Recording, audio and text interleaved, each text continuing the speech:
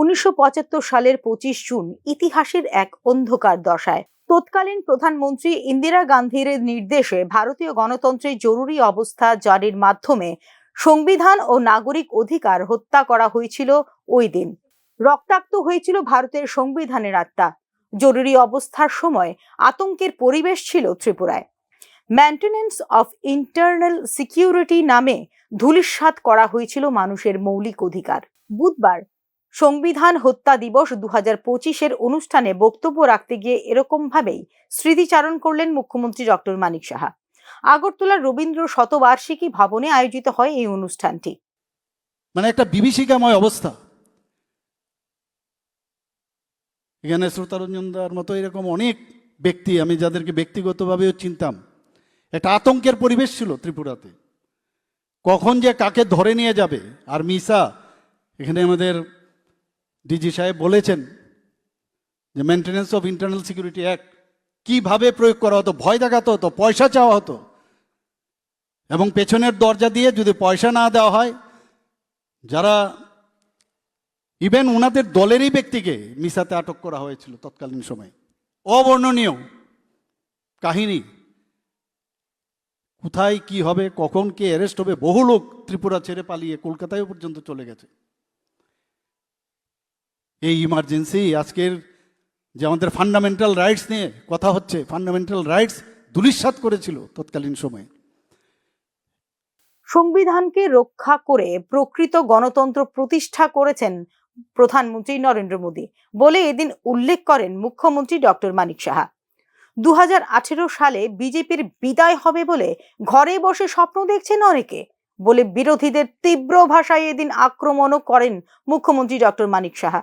এখানে বলে আইন নেই, আইন শৃঙ্খলা নেই, প্রায়শই দেখি। আর কিছু না, প্রেস কনফারেন্স ডেকে বসবে, ঘরের ভিতরেই বসবে। মানুষের তো অ্যাকসেপ্টেন্স নেই, গণতন্ত্র নেই। আমরা নাকি গতকালই আমি দেখছিলাম, হয়তো 2028-এ বিজেপির বিদায়।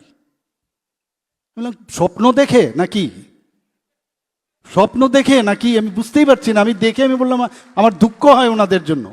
তাও কি ঘরের ভিতর বসে, যান বাইরে গিয়ে এখানে 1 লাখ 2 লাখ লোকের সামনে আপনি বলুন, তাহলে বোঝা যেত না যে মানুষ আপনাদের কথা শুনছে। সাংবাদিকদের কাছে বলে, আর কিছু লোক আছে আমি বলবো word of bad mouth, word of bad mouth. আবার আমি যদি আরেকটু সামনে যাই, bad words of bad mouth.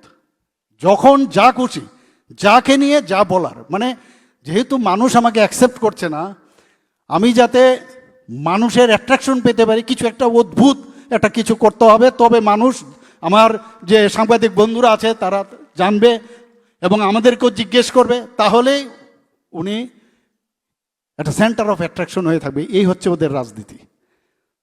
আমরা ত্রিপুরাতে অদ্ভুত আমরা এই কাহিনী দেখেছি। আমরা ভাগ্যবান যে এইরকম একজন গার্জিয়ান আমরা পেয়েছি, মাননীয় প্রধানমন্ত্রী নরেন্দ্র মোদীজির মতো। ভারতের শেষ জরুরি অবস্থা ঘোষণা করা হয়েছিল 1975 সালের 25শে জুন থেকে 1977-এর 21শে মার্চ পর্যন্ত। এর কারণ হিসেবে অভ্যন্তরীণ গোলযোগকে তুলে ধরেছিলেন তৎকালীন প্রধানমন্ত্রী ইন্দিরা গান্ধী। যদিও পরবর্তীকালে এই জরুরি অবস্থা ঘোষণাকে কেন্দ্র করে নানা মহলে তৈরি হয় নানা বিতর্ক। 1975 সালের এই জরুরি অবস্থা ঘোষণাকে সংবিধান হত্যা দিবস হিসেবে পালন করার সিদ্ধান্ত নিয়েছে কেন্দ্রীয় সরকার। সংবিধান হত্যা দিবস পালনের উদ্দেশ্য হলো 25শে জুন তারিখে ভারতে জরুরি অবস্থা জারির মাধ্যমে সংবিধানের মৌলিক কাঠামোতে আঘাত হানার বিষয়টি স্মরণ করা বলে জানিয়েছেন ভারতীয় জনতা পার্টি।